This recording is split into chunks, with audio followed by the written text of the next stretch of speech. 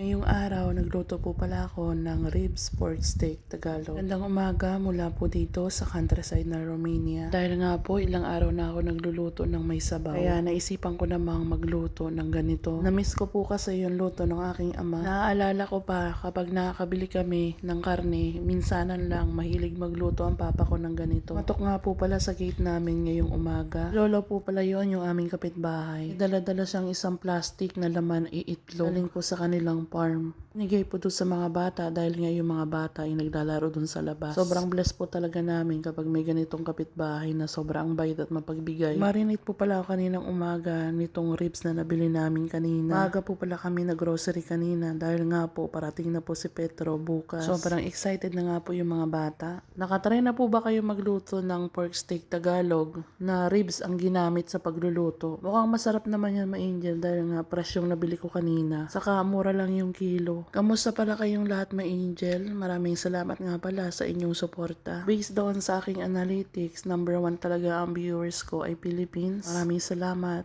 Pangalawa ay ang United States. Pangatlo ay ang Canada. And the rest ay nasa Middle East. Meron ding Hong Kong, Taiwan, Japan.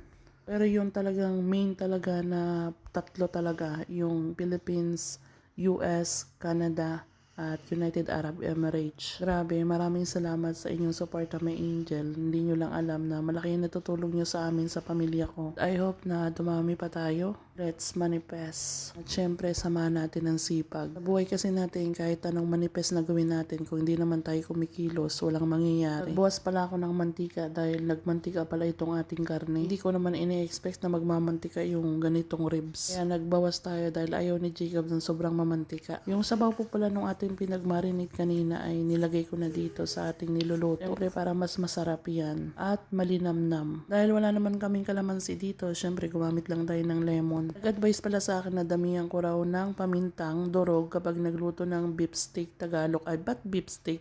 Pork steak pala yung ginagawa ko. At gumamit naman ako dito ng 2 perasong sibuyas. Siyempre, dagdag decoration at dagdag linamnam din Bali, yan. Napansin nyo kanina, naglagay ako ng tubig, kalahati lang doon sa tasa. Tapos nagadulit ako kasi gusto kong sobrang lambot. At after pala nyan, may angel, nang mag-okay-okay na yung onion, naglagay tayo dyan ng konting sugar lang para syempre maasim-asim kasi yan kasi nga naglagay tayo kanina ng lemon. So, para mag-blend yung ating lasa, naglagay tayo ng kaunting sugar. Konti lang para mag-blend yung lasa niya at mas masarap talaga siyang papakin. Syempre, nakadalawang hirit na naman po ang ating tagatikim ng pagkain. Napansin nyo ba, may angel ang katawan ni Jacob?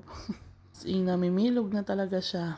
So, ayun nga, may angel, at inalas ko na itong kawali. Pakaramdam ko ay mauubos ni Jacob kapapapak ng karne. That's all for today, may angel. Don't forget to follow our page, comment, like, and share this video. Maraming salamat!